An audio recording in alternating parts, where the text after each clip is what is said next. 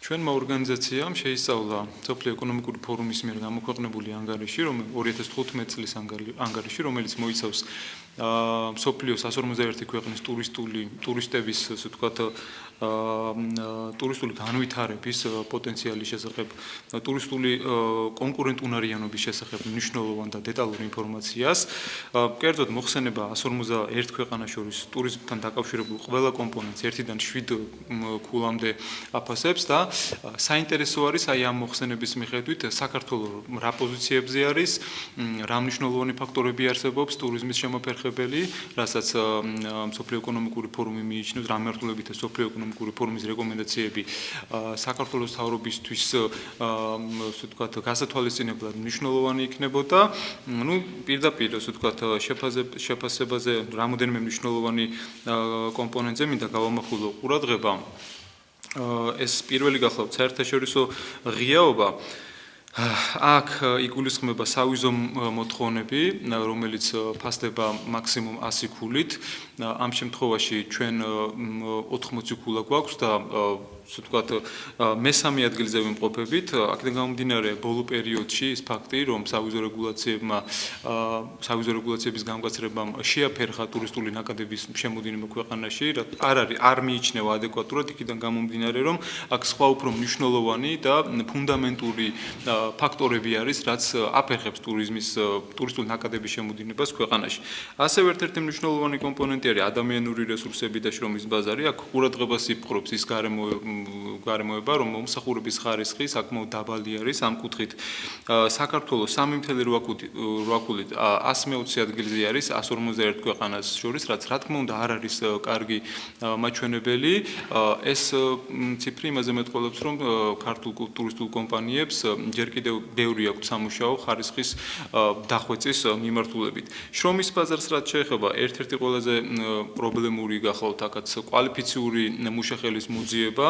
ამ კომპონენტში საქართველოს 2.9 ქულა აქვს და 132 ადგილზე არის 151 ქვეყანას შორის, რაც ასევე არ არის კარგი მაჩვენებელი, რა თქმა უნდა, ძალიან ცუდი არის, მაგრამ ასე ვთქვათ, მეორე ადგილზე არის უცხოელი მუშახელის დაქირავების CEO-ის კუთხით. აქედან გამომდინარე, ეს არის ის ფაქტი, ანუ ამ ფაქტით იმის ხაზგასმა შეიძლება, რომ საქართველოში უცხოელების ინტეგრაციას არავინ არ აფერხებს, მათი დასაქმება საკმაოდ იოლი არის, მათი ინტეგრაცია საზოგადოებაში იოლი არის და აპელირება იმაზე, რომ უცხოელები ფერხდებიან საქართველოში შემოსვლა, მათი დასაქმება, ასე ვთქვათ, გარკვეულ რთულ პროცედურებთან არის დაკავშირებული, არ არის სწორი ამ შემთხვევაში, შეიძლება ეს პოლიტიკურად ანგაჟირებული ადამიანის განცხადება მივიჩნიოთ.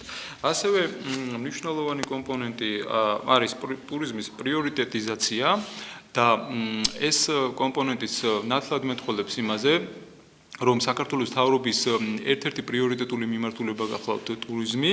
აქ საქართველოს 32 ადგილზე არის მსოფლიოს 151 ქვეყანას შორის 5.7 ქულით და შეგახსენებთ, რომ მაქსიმუმ 7 ქულა არის შეფასების. დაცვა და უსაფრთხოება არის ასევე ერთ-ერთი მნიშვნელოვანი კომპონენტი საქართველოში ბიზნესის დანახარჯები კრიმინალზე და ძალადობაზე საკმაოდ მაღალი ქულით არის შეფასებული და 29 ადგილზე ვიკავებთ 5.3 ქულით. გაზრდილი არის პოლიციის მომსახურებისადმი ნდობის ფაქტორი და 5.4 ქულით. საქართველოს 28 ადგილზე არის. ასევე ბიზნესის დანახარჯები ტერორიზმზე ასევე მაღალი ქულით არის შეფასებული და ამ კუთხით საქართველოს 35 ადგილს იკავებს, ასევე შეგახსენებთ სოფლიოს 121 ქვეყანას შორის.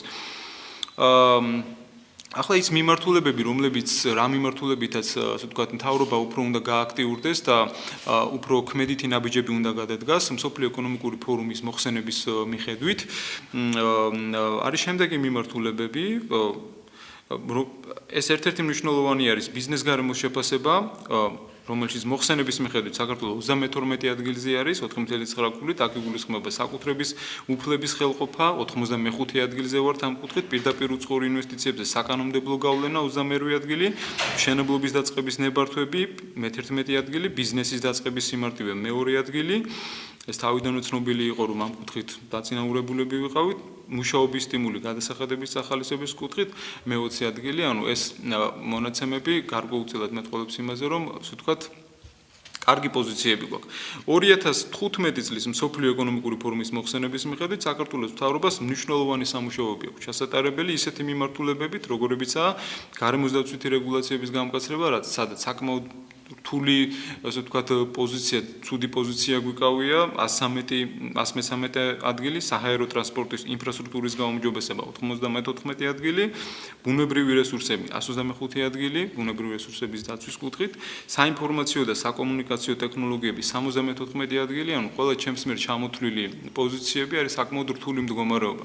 საბოლოო ჯამში აი ამ მოხსენებიდან იმ დასკვნის გამოტანა შეგვიძლია, რომ საქართველოს ტურიზმში არსებობს ესეთი მნიშვნელოვანი ფუნდამენტალური შემაფერხებელი ფაქტორები, რაც უფრო მეტად აფერხებს საქართველოში ტურისტების ვიზიტებს, ვიდრე ასე ვთქვათ, გადახედილი და გართულებული სავიზო რეგულაციები და სავიზო რეგულაციებთან დაკავშირებით შეგახსენებთ, რომ რაზეც ხშირად ხდება ხოლმე აპელირება, საქართველოში შემომავალი ტურისტების 96% მთლიანი რაოდენობის 96% მოდის იმ ქვეყნებიდან, იმ 15 ქვეყნიდან, ვისთანაც საქართველოს უვიზო მიმოსვლა გააჩნია, ამ 15 ქვეყნიდან მხოლოდ ერთთან, ირანთან გამკაცრდა სავიზო რეგულაციები და იქიდან ბუნებრივია მნიშვნელოვნად შეფერხდა შემოსვლელების რაოდენობა, მაგრამ ამაზე ვერ დავამყარებთ მთლიანი ტურისტების ნაკადების კლების ტენდენციას.